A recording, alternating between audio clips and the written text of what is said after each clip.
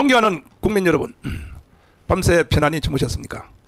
저는 오늘 지난 밤에도 잠을 제가 편히 잘 수가 없었습니다. 왜냐하면 어제 이재명의 재판이 1년 징역 2년 집행유예로 나와서 우리가 축제를 하고 또 서울중앙지법 앞에서 양쪽의 지지 세력들이 결집하여 했지만, 그러나 절대로 이 주사파 그리고 또 개딸들 또 좌파들은 절대로 저 사람들은 포기하지 않습니다. 왜 그러냐 하면은, 국민 여러분 한번 생각해 보십시오. 제가 일방적으로 드리는 말씀을 그냥 듣지 마시고 생각해 가면서 한번 들어보십시오. 5,200만 5,300만 국민 여러분, 제가 하는 말에 하자가 있다면 댓글에, 지금 뭐 주무시지도 않고 지금 저는요 하룻밤도 편히 잘 수가 없어요. 뭐 잠자는 시간 보통 하루에 3시간, 그 다음에 기도하고 밤 12시부터 기도하고, 그리고 내가 지금 잠 한 2시간 3시간 자고 지금 나왔는데 한번 생각해 보십시오. 여러분, 인간이라면 누구든지 생각할 줄 알잖아요. 생각을 한번 해보십시오. 북한이 대한민국을 완전히 장악했습니다. 사실은 북한이 대한민국을 완전 장악할 기회가, 첫 번째는 해방 후 45년부터 48년까지, 그때는 이승만과 박헌영과의 싸움입니다. 그때에 완전히 북한이 대한민국을 장악할 기회가 1차 기회가 있었는데, 하늘이 내린 이승만 때문에 13%의 세력을 가지고 18%의 세력을 가지고 78%의 박헌영의 남로당을 제압했다고 하는 것은, 거기에 대한 이 과정은 다음에 언제 내가 그 디테일하게 아주 그 이승만에 대해서 내가 처음부터 새로 한번 강의를 하려고 합니다.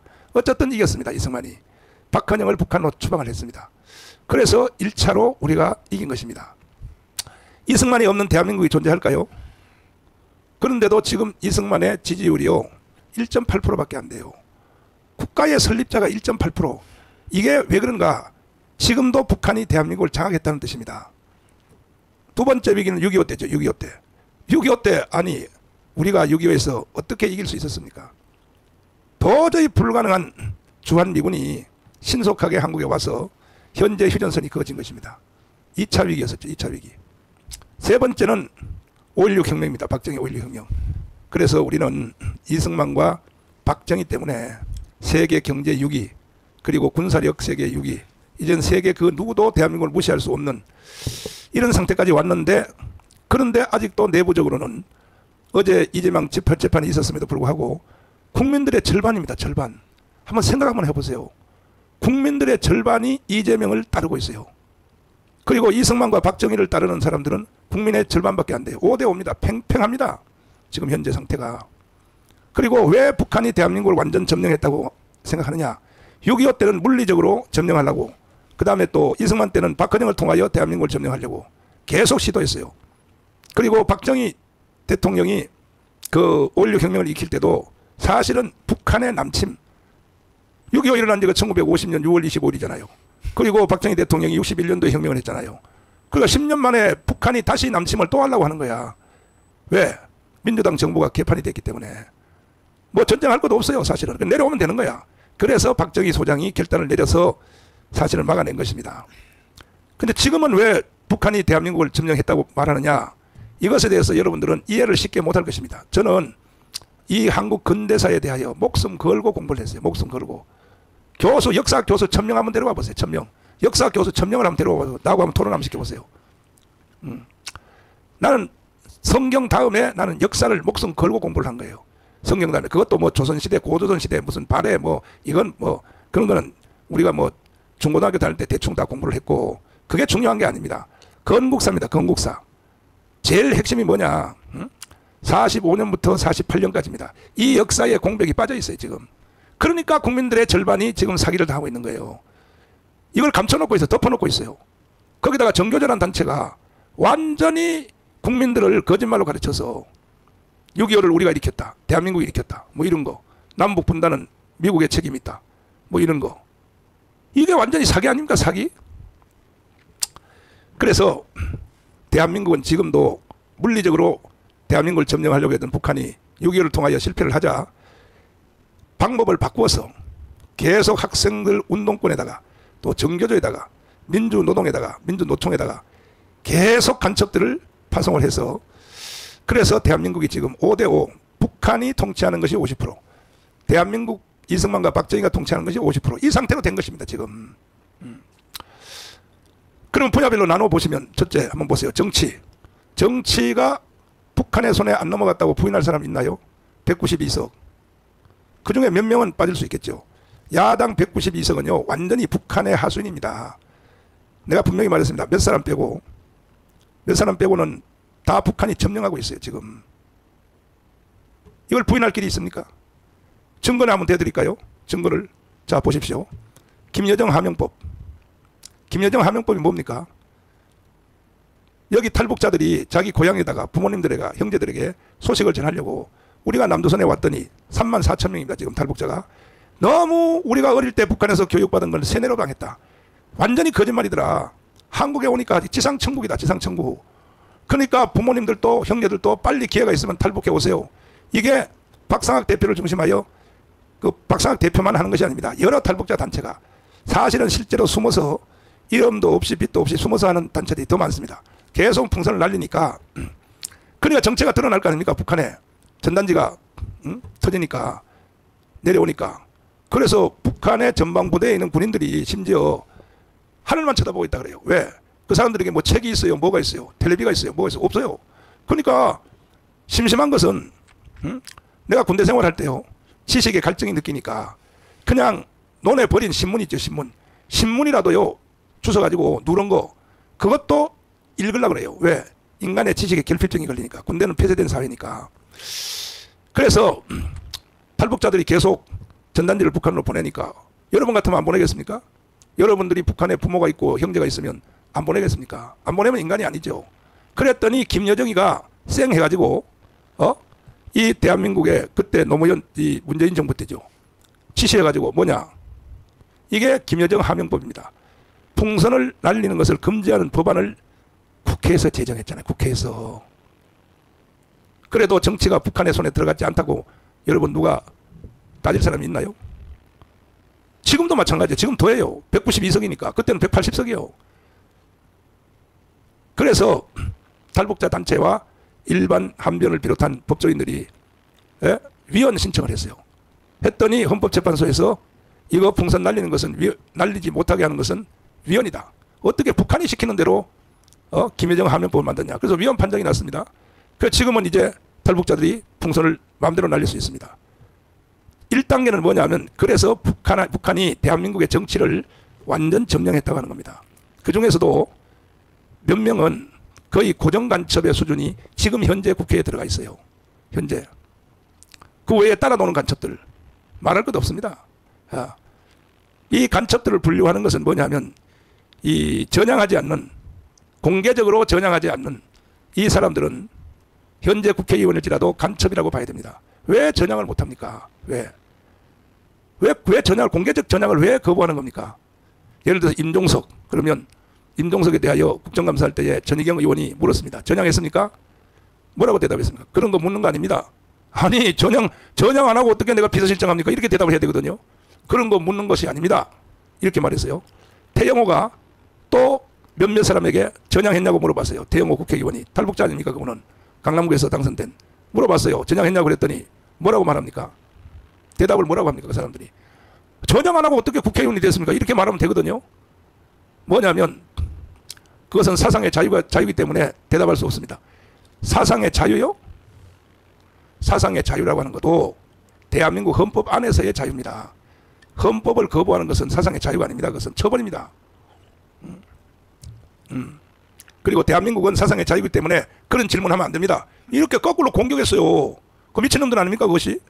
그럼 정치는 이제 여러분들이 다 이해했을 겁니다. 정치는 완전히 북한의 손으로 들어갔다. 교육, 정교조가요 약 27,000명 3만 명밖에 안 돼요. 그러나 정교조를 함께 따라서 도는 이익 집단, 이 교사들, 이 영향력은 보통 큰 것이 아닙니다. 왜 정교조의 사람들이 사상에는 동의하지 않고 왜 정교조에 같이 하느냐? 이익 집단입니다. 이익 집단. 인간은 교사요, 그 다음에 종교 집단이요, 목사요, 스님이요, 천주교 신부들도 인간은 자기 이익 집단을 초월하는 사람이 극히 드뭅니다. 그래서 정교조가 지금 학교를 완전히 장악했는데 지금 현재 정교조를 교육을 받은 제1세대가 나이가 50이 넘었습니다. 50. 그러니까 나이 50 넘은 사람들은 선거해봤자요. 하면 해보나 말합니다. 이런 상태예요. 이런 상태. 예. 그리고 정치 중에 제일 핵심 뭐냐. 문재인은 실제 간첩입니다. 내 문재인은 실제 간첩이라는 것을 성호 스님을 모시고 내가 한번 더 디테일하게 내가 청와대에서 기자한테 해결한 걸 보듯이요. 고발 못하잖아요. 문재인이가 지금 저에 대하여. 처음에는 내가 고발했죠. 내가 3번 감옥 갔죠. 근데 완전히 내가 무죄됐잖아요. 완전히 무죄. 문재인은 간첩이에요. 실제로. 북한이 보낸 간첩이라고요. 이런 말이 여러분 귀에 들리지 않습니까? 증거 말씀드릴까요? USB를 왜 넘겨요? 김정은한테 USB를 왜 넘기냐고요. 그 USB 안에 뭐가 들어있습니까? 원자력 발전소 설계도가 그 안에 있다는 것은 이미 대정지방법원에서 판결 내린 사항입니다. 그 다음에 경제. 우리가 돈 벌면 뭐예요? 수출하면 뭐예요? 1년에 북한이 2조를 빨아가는데 비트코인으로. 북한 애들이 해킹 세계 2위입니다. 2위. 미국 다음입니다. 미국 다음. 이것은 곽선희 목사가 만들어준 거예요. 강남에 있는 곽선희 목사님 교회 있잖아요. 소망교회. 이 목사님이 증거를 대드릴게요. 제가 곽선희 목사님 밑에 심부름한 사무장을 저보고 만나자 그래서 내가 4시간 동안 로보텔에서 내가 대화를 한 적이 있습니다. 자기 목사님이 간첩이라는 거야. 밑에 심부름한 사무장이 그렇게 말하는 거야. 그래서 어떻게 해서 포섭됐냐. 북한이 곽선희를 초청을 했어요. 정주영 외에는 그 누구에도 안 보여주는. 정주영은 지금 북한 측 강원도입니다. 거기에 정주영은 솥대를 1000마리를 몰고 가서 그리고 또 평양에 체육관도 지어주고 또 현대아산 또 금강산 개발도 해주고 하는 그것 때문에 정주영은 자기가 태어난 집을 보여줬어요. 정주영은. 그 다음에 두 번째가 누구냐. 곽선희를 자기가 태어난 고향에 가서 데려갔단 말이에요. 갔더니 세상에 거기에 친누나가 있는 거예요. 친누나가. 친누나를 보니까 얼마나 여러분 형제간에 50년 만에 처음 만났으니 얼마나 감격하겠습니까? 거기서 무너진 거예요. 곽선희는. 그리고 평양으로 데려와서 뭐 여자 공격을 했는지 안 했는지 그거는 명예훼손 문제이기 때문에 말할 수 없고 어쨌든 뭐 북한이 하는 짓은 뻔한 것입니다. 그래서 곽선희한테 하는 말이 그때 유엔이 금지령을 내렸어요. 지금도 마찬가지입니다. 유엔이. 그때는 486 컴퓨터가 제일 그 메모리가 제일 센 것입니다. 486 컴퓨터를 50대를 보내주세요. 그러니까 일본도 금지령 내리죠. 중국도 금지령 내리죠. 러시아까지도 다 북한한테는 486 컴퓨터 주면 안 된다는 거죠. 유엔의 금지사항입니다. 유엔의 금지사항. 지금도 유엔의 금지사항이 많습니다. 자, 그런데 곽선희가 50대를 줬어요. 컴퓨터를. 북한에다 김일성 대학에다가 기증을 했습니다. 그 다음에 그 후에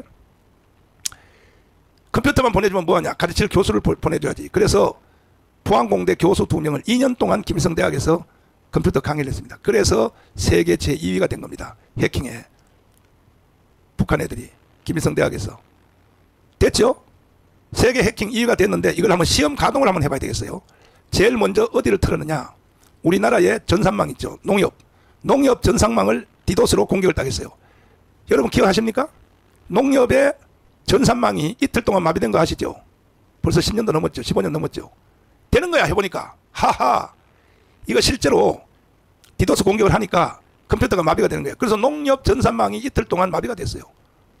전체 은행은 다 전산망으로 되어 있는데 마비가 되어 있지 않습니까? 마비가 되니까 이놈들이 감땡이가 부어서 북한이 자 미국의 국방부를 한번 틀어보자 하고 미국의 국방부를 틀었어요. 미국은 해킹 부대가 북한의 10배입니다. 북한의 10배 숫자가. 틀었더니 미국은 안 뚫린 거야. 그 대신에 해킹 공격을 받았다는 것은 미국이 안 거예요. 알고 나서 나는 이거 국정원장 출신 김승규 장로님한테 직접 들은 얘기인데 틀었어요.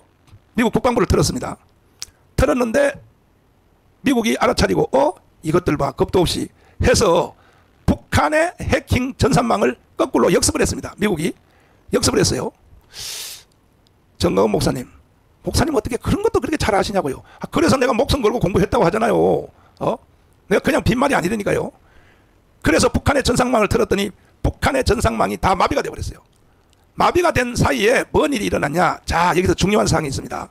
나는 이거 국정원장 출신인 김승규 장님한테 직접 들은 얘기입니다.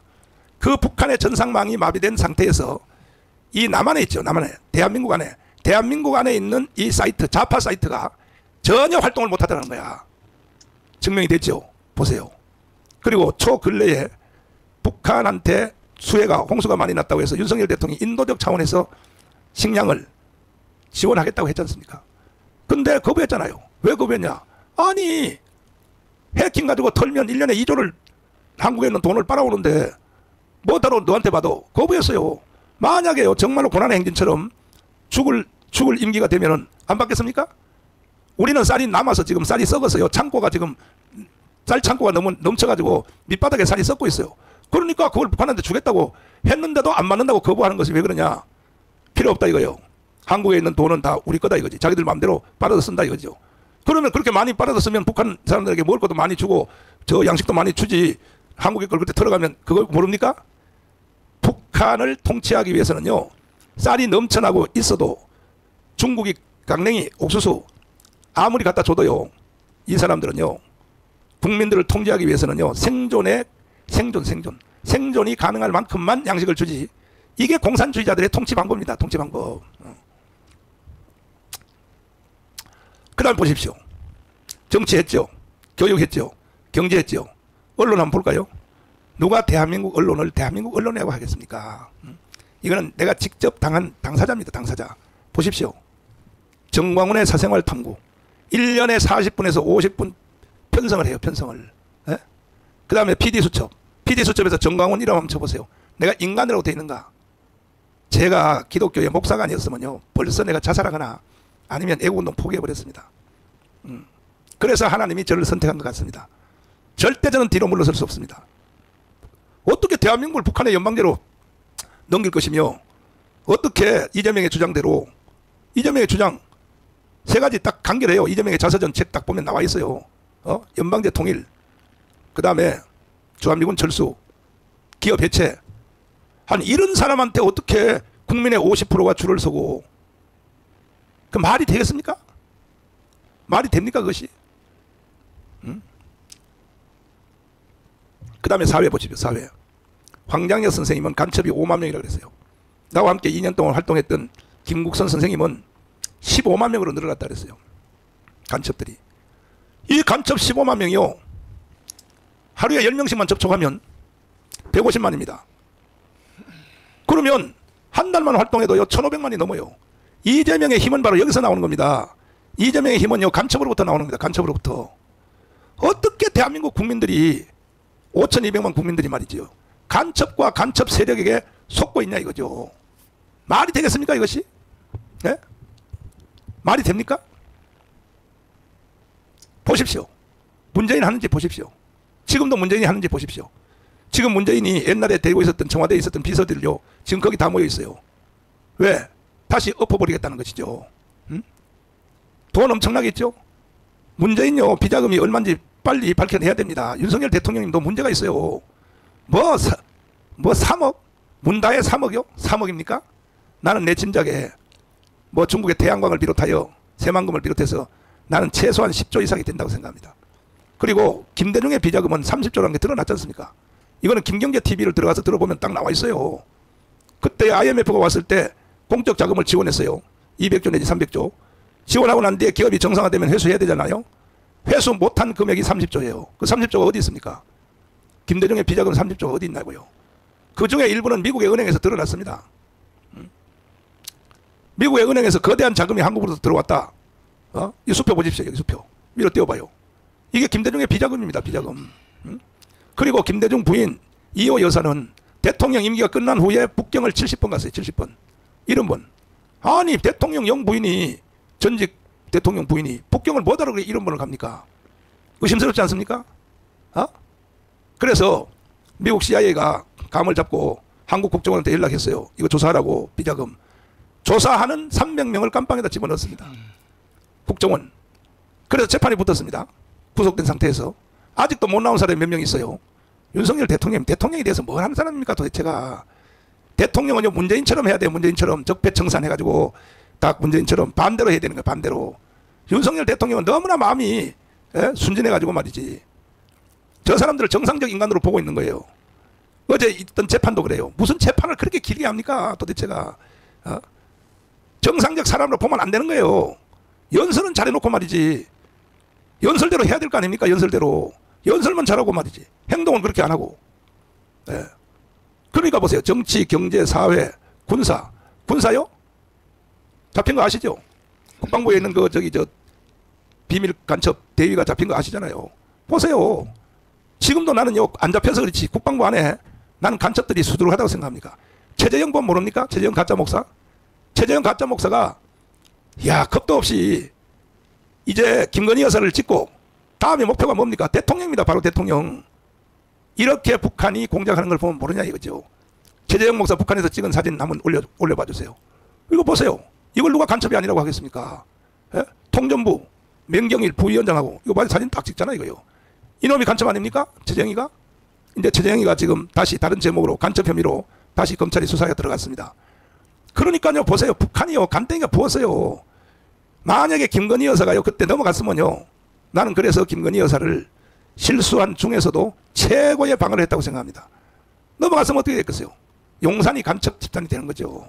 다음은 윤석열 대통령이 될 수밖에 없습니다.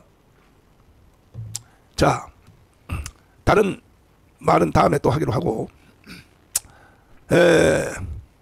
지금 어제 우리가 재판에서 이재명이 1년형에 2년 집행유예 나온 가지고 우리 자유우파 사람들은 광란을 일으켰습니다. 그냥 뭐 축제를 하고 막 좋아했습니다. 그런데 이게 너무 빨리 축제를 할 수가 없어요. 왜냐하면 오늘이 더 중요합니다. 오늘이 어제 그 이재명이가 1년형에 2년 집행유예 받았는데 걔들이요 절대 제대로 가만히 있지 않습니다. 반격합니다. 그래서 오늘 오후 4시에 총집결합니다. 총집결 쟤들이 2주 전에 이재명이가 이렇게 선동을 했습니다. 이재명의 2주 전에 선동하는 거 한번 보십시오. 그 남대문과 서울역에서 이재명이가 이게 뭐냐 혁명으로 때려엎자 이거거든요. 여러분 내가 보여드렸지만 다시 한번 들어보세요. 2016년 가을을 떠올려 보십시오. 장벽을 허물고 시대의 문을 열기 위해 마침내 우리는 주인의 자리를 되찾았습니다. 가녀린 촛불로 부정한 권력을 무릎 꿇렸을 때 우리는 권력자의 국정농단은 이 땅에서 영원히 살아. 이게 박근혜를 촛불로 무너뜨렸다고 하는 그 말에 선동을 하는 거 아닙니까? 그러니까 이번에도 그렇게 하자고 하는 뜻입니다. 자, 오늘도 새벽에 황교선 장군님이 나 혼자 외로울까봐 또 오셨습니다. 지금 장로님, 지금 저거 2016년 촛불 저게 뭔 뜻입니까, 저게? 그러니까 우리 일반적인 상식적인 또 우리 또 특히 보수파 양심적인 국민들은 지금 이제 시간이 지나니까 박근혜 대통령에 대한 탄핵이 잘못됐다. 아, 이것은 좌파들이 정권을 차지하기 위해서 아주 만들어낸 그런 계략이었다. 이렇게 좀 거의 알고 있는데 지금 이재명은 그것이 아주 역사적으로 잘된 일이라고 또 국민들을 호도하고 그 권력자의 국정농단이라고 딱 그 지금 윤석열도 똑같은 국정농단을 하기 때문에 또 같은 길을 가겠다는 그런 선전포고입니다. 이게. 선전포고요? 선전포고인데 저렇게 해가지고 그날 선동을 해서 그 다음 주일날 이제 모였죠. 모였는데 그 모인 숫자가 우리 광화문 자유우파 모이는 거하고 비교가 안 되거든요. 적었죠. 적었고 또 우리가 광화문의 핵심 그 요지를 차지하고 있었기 때문에 뭐 효율성 면에서 많이 떨어졌습니다. 자, 우리 그 광화문 집회하는 영상 그거 한번 띄워주시고 이거 한번 비교 한번 해보세요. 걔들이 남대문에서 하는 거하고 한번 비교 한번 해보세요. 자, 우리 광화문 집회하는 거. 자, 정말 우리가 자유통일당 집회하는 거 저 우리 그 저녁 늦게까지 했잖아요. 그 다음에 이제 남대문에서 진보당 쪽에서 하는 애들은 결국은 11명인가 체포됐죠. 저희들이 6년 동안 저희들 집회는 단 한 건도 그런 불상사가 없습니다. 저희들은 법을 지키고 준법하에서 하는데 저 진보당은 아예 대놓고 왔고 또 목사님 그때 보니까 저희들 할 때는 전혀 그런 거 방탄복을 안 입었는데 경찰이 아예 방탄복을 착용하고 있었습니다. 그리고 뭐 계획한 대로 한 겁니다. 그나마 경찰이 대비를 잘했기 때문에 그 정도 수준으로 했고 그러니까 이게 참 우리 선량한 국민들이 뭐 이렇게 보시면서 이런 그 성격을 잘 알아야 됩니다. 그 사람이 뭐 평가를 받을 때는 그 사람의 말과 행동을 보고 삶을 보고 행동을 하는데 평가를 하고 하는데 이것만 봐도 우리 국민들이 도대체 어느 편을 선택할 것인가. 목사님 뭐 역사에 관해서 너무나 잘 아시고 역사 강조를 많이 하시는데 우리가 역사를 배우는 것도 미래에 대한 선택을 잘하기 위해서 배우는 겁니다. 이에시카가 그런 이야기를 했는데 역사에서 교훈을 얻지 못하면은 절대로 뭐 개인이든 뭐 어떤 기업이든 국가든 성공할 수 없거든요. 저는 이제는 정말 우리 국민들이 좀 선택을 잘 해주셨으면 좋겠습니다. 우리 여기 오른편에 저기 촛불 우리 저 핸드폰 불 한번 보십시오. 이거하고 이쪽에 왼편에 진보당은요 차불밖에 없어요. 차 다니는 불밖에 없어요. 거기다가 남대문에서 걔들이 폭동 일으킨 거 그거 영상 한번 봐주세요. 그거 한번 띄워주시면 그 부분만 보면은 거기 연단에 있는 총지휘자가 저거 보십시오. 위로 올려주세요. 저 보세요. 경찰의 바리케이트를 무너뜨리려고 저런 폭력 행위를 시도한단 말이에요. 예. 우리는 10배 이상이 모여도 폭력 안 하잖아요. 그러니까 우리 쪽에 있는 경찰들이 아주 듬성듬성 있게 세워놓고 저쪽으로 다 간 거야. 쟤들은 저런 짓 할 줄 알고 벌써.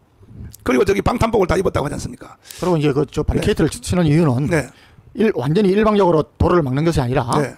시민들의 불편을 들어주기 위해서 그래도 일일이 차선을 하기 위해서 이렇게 하는 건데 저 바리케이트를 저렇게 들고 하는 것 자체는 네. 그냥 공무집행 방해고 그렇죠. 아주 엄격하게 처벌하게 됩니다. 네. 미국은 딱 그 폴리스 라인이지 않습니까? 그렇죠. 바리케이트도 없습니다. 대부분은 폴리스 라인을 딱 정해놓으면은 네.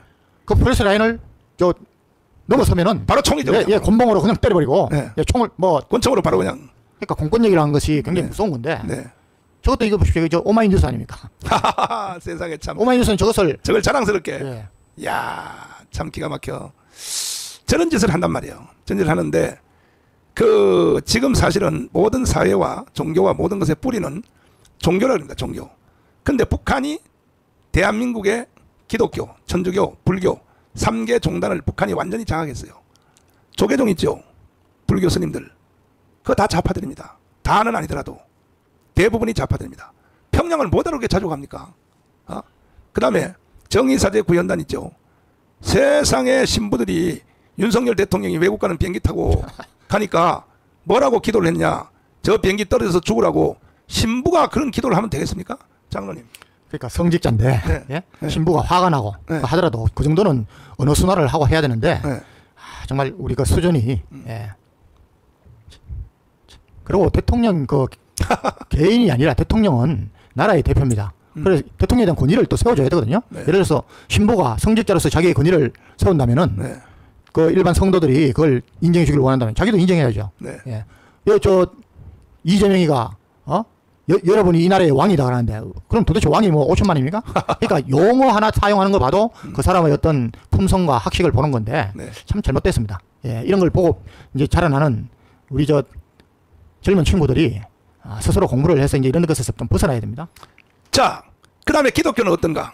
기독교는요, 우리 저 기장 측 목사들이 가운을 입고 윤석열 탄핵이요, 이게요, 윤석열 대통령 된 지가 6개월도 안 됐어요. 대통령이 아직 해보지도 않고 6개월도 안 된 사람을 탄핵하자고 사진 한번 띄워주세요, 영상을. 그리고 대통령 탄핵은 엄격하게 돼 있습니다. 예? 근데 탄핵을 이렇게 함부로 마음대로 사용하는 이것도 좀 문제입니다. 저게 목사들입니까? 저게 천명이에요, 천명. 기잔측 목사들 윤석열 퇴진 촉구 행진 보세요. 아니 저 가운을 저 아무데나 입어요? 가운을? 아니 설교할 때 입는 가운을 말이지. 윤석열 퇴진 운동에 저게 목사들입니까? 저것들? 그러니까 기독교, 천주교, 불교 전부 다 먹었다는 거예요. 북한이 다 장악했다 이 말입니다. 북한이. 응? 그러니까 북한이 큰 소리 치는 거예요. 지금 정치 먹었죠. 다 먹었답니다. 지금 종교의 뿌리까지 다 먹었어요. 완전히. 그러니까 지금 사실 북한의 목표는 뭐냐. 광화문 하나만 먹으면, 광화문의 우파 세력 이거 하나 먹으면 자기들은 대한민국을 적화 통일할 수 있다. 이렇게 지금 북한이 이렇게 지금 계산해 놓는 거야. 그래서 오늘도 이 방송을 듣는 분들은 1000만 명이 모여야 돼. 1000만 명이. 아니 좌파, 개딸들, 주사파 여러분들이 정말로 북한의 연방제로 가기를 원하십니까? 아니죠. 아니죠. 아니라면요. 여러분도 오세요. 와서 오늘 대한민국부터 일단 나라가 있어야 개인도 있고 가정도 있고 교회도 있고 뭐 기업도 있지. 나라가 없는데 뭐가 있습니까? 그래서 제가 새벽에 이 지금 마이크를 킨 이유는 어제 윤석열이가 이재명이가 1년 형의 2년 집행유예를 받았기 때문에 오늘 극렬하게 나올 가능성이 많습니다. 아까 본 그 폭력 있죠. 다시 한번 보여주세요. 그 좌파 애들이 했던 이 폭력. 이거 이상의 지금 나올 가능성이 많습니다. 이것을 제압할 수 있는 것은 뭐냐? 숫자밖에 없어요. 숫자. 그러니까 내가 계속 1000만 명을 강조하는 거예요. 광화문에 1000만 명이 나와야 됩니다. 그때 우리가 일반 대낮에 영상으로 찍은 우리 그거 한번 보여주세요. 드론으로 찍은 거. 우리 광화문 집회 드론 찍은 거 한번 보십시오. 이거 보시면 우리는 광화문에서 한 번도 좌파한테 진 적이 없어요. 우리가 모인 숫자, 그 다음에 구호, 여러 가지 투쟁. 이거 보세요. 여기 얼마나 많이 모였는가. 이거 보세요. 이게 끝이 안 보이잖아요. 이래서 이것이 어제 제가 그 판사들 많이 합니다. 현직 판사도 많이 알고 또 지나간 판사 그만두고 이 옷 벗은 사람들 많이 아는데 제가 물어봤어요. 우리 교회도 판사들이 그때 몇 명 다녔어요. 현직 판사가. 내가 물어봤어요. 재판을 할 때 정말 법리적으로 합니까? 아니면 외부에 영향을 받습니까? 그러니까 목사님 사람인데 외부의 영향을 왜 안 받습니까? 이렇게 말하면서 그래서 제1 영향을 뭘 받느냐 그랬더니 언론이라는 거예요. 맞습니다. 예. 판사들이요. 언론이 이제 뭐 여론이다. 네. 국민의 그 좀 총화적인 네. 표현이다 이렇게 보는데 네. 우리는 또 그건 굉장히 위험합니다. 지금 언론이 또 완전히 좌파로 그래서 이번에도 보면은 조선일 조중동도 저희들이 단독으로 할 때는 저 보도도 안 하지 않습니까? 그렇죠. 그 이제 같이 하니까 저 더불어민주당하고 민노총 같이 하니까 네. 함께 내고 뭐 이런 언론이 정말 좀 균형을 잡고 네. 뭐 보수냐 뭐 진보냐 또는 좌냐 우냐가 아니라 언론은 팩트 위주로 해야 됩니다. 네. 예. 그런 게 우리는 참 목사님 말씀하신 대로 모든 면에서 모든 분야에서 참 너무나 좌경화되어 있기 때문에 안타까운 거지.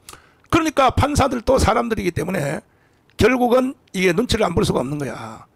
만약에 내가 이렇게 재판했다가 그 다음에 자기가 처벌을 받거나 불이익을 받을 때 그러니까 이긴 자의 편에 설 수밖에 없는 거죠. 그러니까 우리 과문이 계속 이겨주니까 그러니까 판사들이 영향을 안 받을 수가 없는 거죠. 다음 열흘 후에 있는 재판도 마찬가지일 것입니다. 그래서 저는 해답이 천만이 과문에 나와서 그래야 대한민국이 자유통일도 되고 그리고 반석 위에 설 수도 있다. 그래서 제가 천만을 강조하는 겁니다. 그러니까 오늘도 지금 아직도 오늘 또 이제 4시부터 시작하니까 우리는 예비 집회를 3시부터 시작하니까 우리 어제 그저께 조중동에 광고 낸 이 영상인데 국민이여 일어나라 이재명 심판 감옥으로 어제 우리는 일부는 달성을 했습니다. 그 다음에 윤석열 대통령을 따를 것인가 이재명을 따를 것인가 딱 둘 중에 하나야. 중간은 없어요. 윤석열 대통령의 주장은 자유통일 지투국가 한미일 동맹입니다. 이게 윤석열 대통령의 주장이에요. 이재명의 주장 연방대통령입니다. 주한미군 철수 대기업 해체 누구를 따를 것이냐 이거죠. 이재명을 따를 것인가 윤석열을 따를 것인가. 1000만 명 나오십시오. 오늘 3시까지 광화문으로.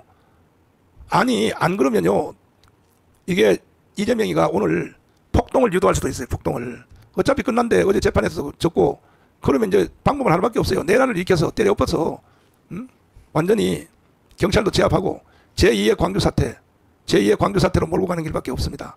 그래서 숫자를 이길 사람이 없어요. 우리가 자유우파가 1000만 명이 광화문에 나와야 그래야 우리가 이길 수 있다 이겁니다.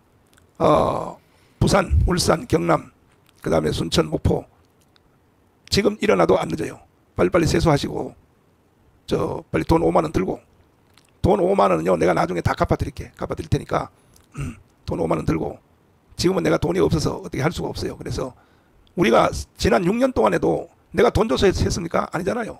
여러분이 스스로 돈 5만 원 들고 3만 원 버스 타는 값 내고 그 다음에 또 만 원 밥 사 먹고 또 강원에서 헌금 10,000원 하고 우리가 지난 6년 동안 했지 않습니까? 그래서 얻은 최고의 결과가 뭐냐? 정권 교체, 윤석열이 대통령 된 겁니다. 거꾸로 한번 뒤집어 볼까요? 만약에 윤석열이 대통령 안 되고 이재명이 24만 표 차이로 이재명이 대통령이 됐다. 장로님, 이재명이 대통령 됐으면 오늘날 대한민국이 어떤 상태가 됐을까요? 뭐 벌써 저는 무너졌다 봅니다. 이재명은 또 문재인하고는 좀 결이 다릅니다. 예, 문재인은 좀 우유부단하고 좀 이런 면도 있습니다. 또 근데 이재명은 뭐 그 살아온 궤적이 뭐 한다면 하는 거 아닙니까? 뭐 욕설 하는 거 하나만 봐도 그렇고. 예. 그래서 정말 참 저는 어제 그 선거 결판을 보면서 하나님이 정말 간섭하시고 계시는구나. 이걸 좀 뼈저리게 느꼈습니다. 처음에 인권법 그 판사라 그래서 이렇게 좀 염려도 하고 그랬는데 저는 박근혜 탄핵 때하고 완전히 달라진 게 우리가 6년 동안 우리 예수한국 복음 통일을 가지고 광화문에서 애국운동 하면서 기도한 것이 하나님의 보좌를 움직이지 않나 그렇게 생각이 됩니다. 이재명이가 아침에 당무회의 할 때에 김일성, 김정일 폄훼하지 말라 그 영상 한번 띄워봐 주세요.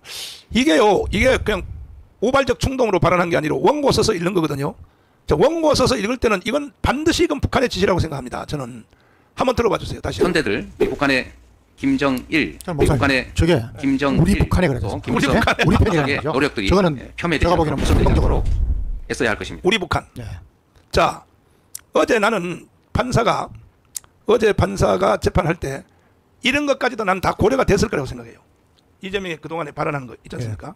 또 주한미군 철수하다 이게 찬스다. 그 영상 한번 또 띄워보세요. 자, 보세요. 이제 이 비점령군하고 이제 이 비점령군하고 민초소행에다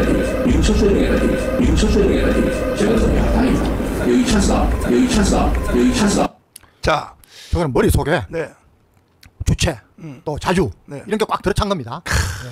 그리고 네. 뭐 우리 김천홍 교수도 이야기했지만은 그런 뭐 사실은 자격도 없는 그런 사람이 시장을 하고 도지사를 하고 이렇게까지 또 대통령 후보로까지 나서한 것은 네. 경기 동부연합에 네. 막강한 그런 통제 지원이 있었기 때문이라고 하는데 저는 그 말 뭐 100% 인정합니다. 네. 인정을 하고 그다음에 그 뭐 백현동, 대장동 이런 것도 결국은 그 어떤 자금 마련하기 위해서 아주 의도적으로 계획적으로 했다고 봅니다. 네. 그러니까 이런 것들이 지금 이제 드러나고 있기 때문에 다행이고 사실은 이번에 그 참 천만다행으로 기대 이상의 판결이 나왔지만은 네. 사법부가 흔들리지 않으면은 그 나라는 괜찮습니다. 예, 미국이 저렇게 간 것은 그 사법부가 그래도 네. 사법부가 그 트럼프까지도 좀 성격이 좀 격하고 하지만은 트럼프까지도 사법부에서 지금 하고 있지 않습니까? 그렇죠. 그래서 사법부가 흔들리면 안 됩니다. 네. 근데 이제까지 우리가 사법부가 보면은 박근혜 탄핵 때부터 그 헌법재판소 그때 전원이 일치로 탄핵을 용인했지 않습니까? 인용했지 않습니까? 네. 그러니까 이런 것도 참 있을 수 없는 일이고 네. 저는 사법부가 그래서 우리 저 국민들도 지금 제일 못 믿는 게 25% 정도의 국회고 그 다음이 검찰이고 그 다음이 사법부입니다. 그러니까 일단 공공기관에 대한 신뢰도가 우리 국민들이 못 믿겠다는 거죠. 예, 이거는 스스로 자정을 해야 됩니다. 스스로 뉘우치고 스스로 해야 되는데 그런 자정 능력이 저는 국회는 없다고 보는 거고 네. 사법부는 그래도 사법부는 조금 희망을 이번에 봤습니다. 예. 사법부도 사실은 김명수가 오기 전에는요. 예. 그 춘천의 지방법원의 판사를 대법원장으로 임명을 했잖아요. 그것부터가 의도적이죠. 의도적이죠. 예, 말 잘 듣는 놈. 그 사람이 올 때까지만 해도 사법부는 그런 대로 그나마 좀 살아 있었잖아요. 그런데 세상에 말이야. 그건 국가 반란이라고 봐야 되거든요. 그리고 이재명의 지금 조금 전에 영상 보신 그대로 아니 김정일, 김일성 그걸 폄훼하지 말라.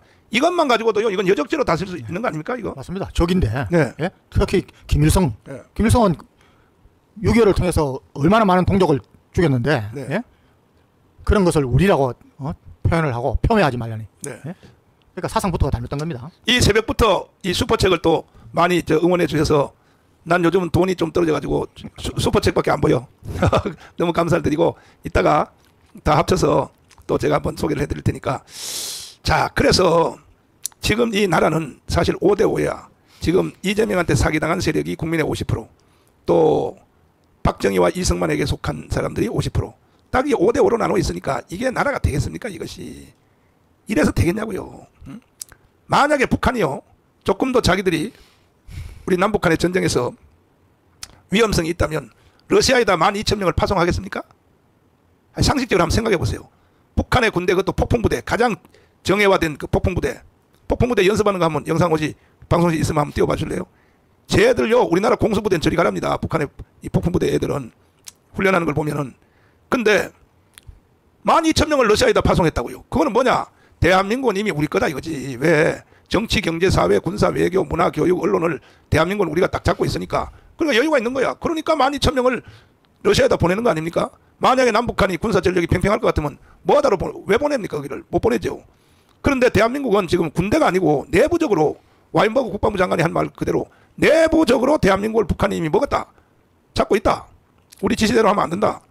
아니 쌍방울 통해서 이재명이가 쌍방울 통해서 붙인 돈이 그 얼마요? 80억이야. 80억인가 붙여가지고 북한한테 공천 받은 거 아닙니까? 북한한테. 아니 대한민국 대통령 후보를 북한이 공천해요? 그리고 김경재 총재님의 말씀을 제가 빌리자면은 김대중 특사로 북한을 갔더니 뭐 다른 말을 내가 수도했고 뭐라 그러냐 이렇게 말을 하더라는 거야. 다음에 김대중 대통령 다음에 이어서 저 총재님이 대통령을 하세요. 우리가 1,000만 표를 가지고 있습니다. 이렇게 말하더라는 거야. 네. 북한이 대한민국의 표를 1,000만 표를 가지고 있다는 거야. 북한이. 국민 여러분, 5,200만 국민 여러분, 북한이 대한민국에 있는 우리나라 5,200만 중에 1,000만 표를 북한이 가지고 있다고 김경재 총재한테 얘기를 했어요. 그 농담 따먹힙니까? 예? 그래서 이재명이가요 1,600만 표를 얻은 거예요. 이재명이가. 되어가는 걸 망가지를 하면 다 보세요. 내가 다 소상하게 설명 다 했잖아요. 정치, 경제, 사회, 군사, 외교, 문화, 교육, 언론 완전히 북한이 장악했다고. 어떻게 이런 자존심도 없이 국민들이 말이야 거기에 절반의 줄을 섰냐 이거죠. 오늘의 결전입니다. 이제 오늘이 드디어 오늘 우리가 이기면 내가 볼 때는 내년 그 다음에 이제 3.1절 집회하고 내년 4월 달까지는 우리가 큰 집회할 필요가 없을 것 같습니다. 우리가 없어 모르죠. 또 걔들이 또 무슨 극렬한 행동이 나오면 당장 또 우리가 비상을 걸어서 우리는 항상 광화문에서는 이길 준비가 돼 있고 이겨왔고 또 결과를 냈고 평택의 주한미군 개딸들이 난동 부릴 때도 우리 막아냈고 그러니까 초근대사에 이루어진 박근혜 탄핵 이후에 이루어진 모든 일은 우리가 항상 이겼습니다. 광화문에서. 그래서 보세요. 광화문이 이기니까 재판도 이기잖아요. 광화문이 이기니까 다 이기잖아요. 그래서 광화문이 중요한 겁니다. 중요한 거란 말이에요.